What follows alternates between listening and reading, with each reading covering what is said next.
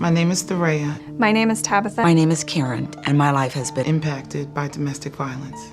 My dad was at the forefront of enacting laws to help victims of domestic violence. So I grew up knowing the importance of dealing with domestic violence. So if it could happen to me, it could happen to anyone. The abuse started out as verbal. And it's very insidious because you find yourself thinking that maybe you created the argument or said something to cause the argument. The escalation process is very dangerous and very subtle. And very quickly, it went from verbal and emotional abuse to physical abuse. And that physical stage made me realize and recognize that my life was in danger and that I needed to leave. My ex and I were together on and off for 30 years. My personal experience with domestic violence is primarily stemming from my ex's drug addiction and abuse. He was physically abusive at times, mostly verbally, emotionally, and financially abusive. He had taken, the car. I had no phone. I had no money. I eventually stopped even trying to have relationships with people outside of his circle because I lived a different life, even in the same household. I was ashamed of how things went in my household. My husband, Steve, is a survivor of domestic violence. We were close friends. We actually lived down the street from each other. So I had seen his family dynamic. I had seen his brother and his mother and his father.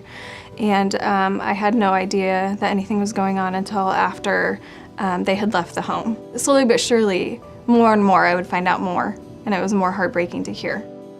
Domestic violence knows no boundaries. Doesn't matter if you're a college graduate or a high school dropout. The potential to be a victim is equal and frightening. Honestly, my biggest fear was more about his father. Will he locate where we are? Will he know that we have a child or children? Will he threaten to come after us? And the moments that justify staying far, they get farther and fewer in between. I saw my son start to have problems in school. I saw my daughter begin to speak in ways in which I've spoken to her father. You get so tired of being attacked that you fight back. The ripple effect is exponential. The problems that it causes between you and your neighbors, between you and your supposed to be partner, between your children and other children. As mom, I'm being looked to also by a teenage boy and my daughter as, are you okay with this? Because if you're okay with this, then I guess we'll be okay with it. There are 2 points in a victim's life that are life-changing. One is when you come to the realization that there's nothing that you can do to change it or make it go away. And the other is when you make the decision to leave. It is the beginning of the transition from victim to survivor. And New Life Center is there to help them with that transition. The more tired you get of living life in the manner in which we were, the easier it becomes to notice it. The clarity is what brings forth the change. I didn't try to change my ex, but I waited entirely too long for him to realize he needed to change himself. So you realize the only way to stop it is to remove yourself from the situation. New Life Center is one of the very few shelters in the country that accepts mothers with boys over the age of 10. Part of the great work that we do here is the young men that come here with their mothers that are victims of domestic violence, and they are given the tools and the resources to learn how to break that cycle of abuse. They come in closed and they leave open. It's such a beautiful transformation that there's no doubt in my mind that the work that's being done here at New Life Center is critical, it's rewarding, and it'll have a long-lasting ripple effect into the future. I believe that my husband Steve became a police officer as a result of the domestic violence that he witnessed and faced as a child. And now he gets to be on the other end of it and there to help people.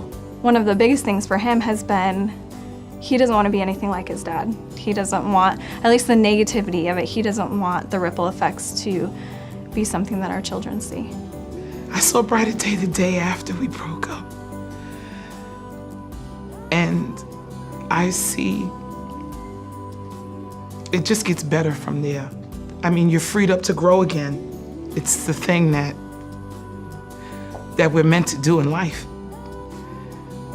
And I was free to find out who I was again. If more survivors of domestic violence are willing to share their story and stand up and speak out against it, that will help other victims of domestic violence become survivors too. When you do have that friend or family member that makes that courageous step to confide in you that they're in trouble, or you see the warning signs that they're in trouble, that you know where to direct them, and you point them to New Life Center, we'll get them the help that they need here.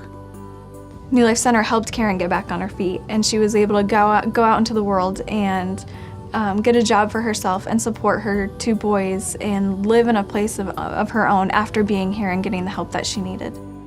I couldn't be more blessed and highly favored right now to have even been able to break away. New Life Center was the turning point and catalyst to assist me from being a victim and turning me into a survivor.